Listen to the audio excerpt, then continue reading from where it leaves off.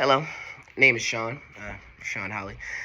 So basically, for the project, what I had to do was, or the issue that I decided to expound upon was homelessness and how it's affecting our area. So what I did was there is a local Salvation Army, like not too far, forget where it's at exactly, um, from campus and not too far from where I live, where it's downtown. So I was like, let me go in and see what I can find out.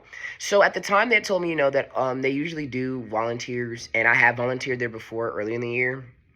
But this week they were full of volunteers. So I really just observed, and I talked to a few patrons that had come in. So basically when I went in the first day, I went in and I immediately found out something that I didn't really know.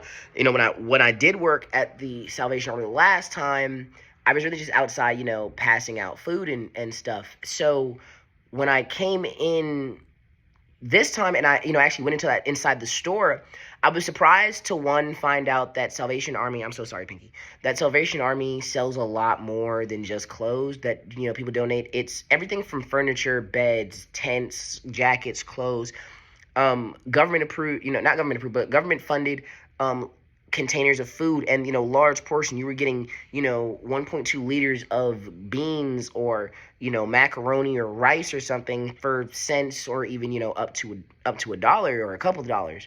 And even miscellaneous electronics that we use, because a lot of people aren't really like the homeless people that we think. They're just wandering and sleeping on the sidewalks. A lot of them are in shelters. Others sleep in their car. And so, they use these appliances. So I then, after that, started talking to some of the patrons. So, they're a little weary, of people coming in and, getting all up in their business. No one really wants to be in the forefront of explaining why they don't have, efficient housing and can't afford it and stuff. So, but I did talk to, a couple of people, and, it was one guy that told me, that he's an older gentleman. Probably, he didn't really tell me, but he's probably like in his 60s, 70s, and he had been homeless for a couple of years. And he had, thanks to the Salvation Army for being open most of the time, except for certain holidays, and I think like Sundays, they're not open as long. But allowing Salvation Army, allowing them to sleep on their property at night after hours. Some people are allowed to set up their tents outside the building and sleep on the property there, so they're not just somewhere else. And so, had thankfully the ability to get things like jackets, baby food, a new tent to sleep in, donated from other people, for really low. A lot of people in this position are panhandling or, asking for money in order to receive income. So, with that low income stream coming in, he kind of was like, I really thank, this place for being here to help tackle the issue. And so, you really don't really think, that was a terrible sentence. You really don't think about how much homelessness can impact a person, never being homeless or experiencing it yourself. And so this is an issue I kind of saw because, especially, I've been here for 4 years, I'm a senior. Driving through Greensboro, I pass like every corner, especially around our main campus, where there's a homeless person on each and every corner, asking for money, begging for food. I pass the Salvation Army, on days and see dozens of tents out there. And so, I saw that it was a real problem. And so, kind of with this whole research and project and kind of thing that I've done, I want to kind of teach younger people, not even younger, our age, to get involved. I want to also target government officials because it's going to take all of us to kind of combat this. It's going to take job creation, putting these people, taking these people off the street, getting them trained in these, education, getting them trained in certain fields, and then getting them jobs in these fields so that they can earn a living, so that they can be able to contribute to the economy, which also means paying for housing. And so I want everyone to kind of understand it because, especially homelessness, when it's not in like an oversurgence, such as, places like LA, where, there are literally hundreds of people on every corner that are homeless. When it's not in that proportion, it's easy to look over it. But, even a couple of hundred people not being able to know when they can lay their head, be protected from the elements is a problem.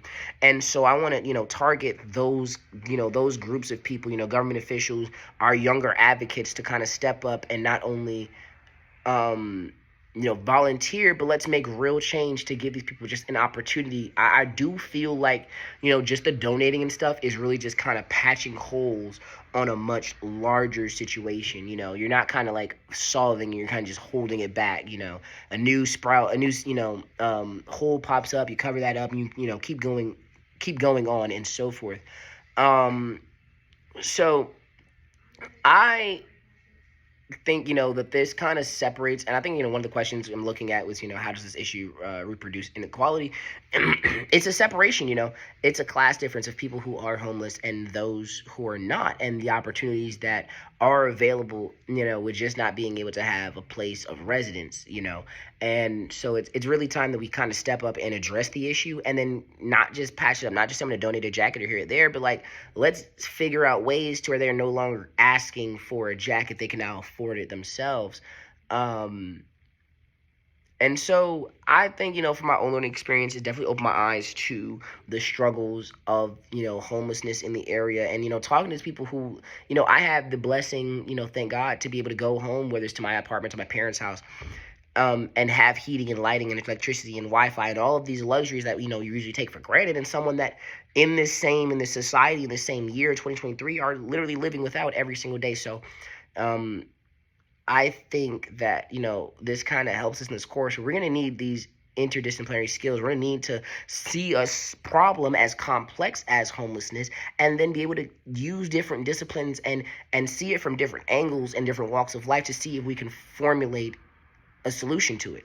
Homelessness is not a one solution problem. You do one thing, it affects another. And so we've solved this problem, will now just lead to this problem. So it's going to take a bunch of different skills to come at it from different angles to say, okay, well, we fixed, we fixed this, but this led to this, but now we fixed this, and this, until we eventually have figured out we can solve the problem altogether. And so that's kind of what I've gained from this. It was literally short conversations. I wasn't really trying to take up too much of people's times, but I definitely did learn a lot and, get a better insight on it.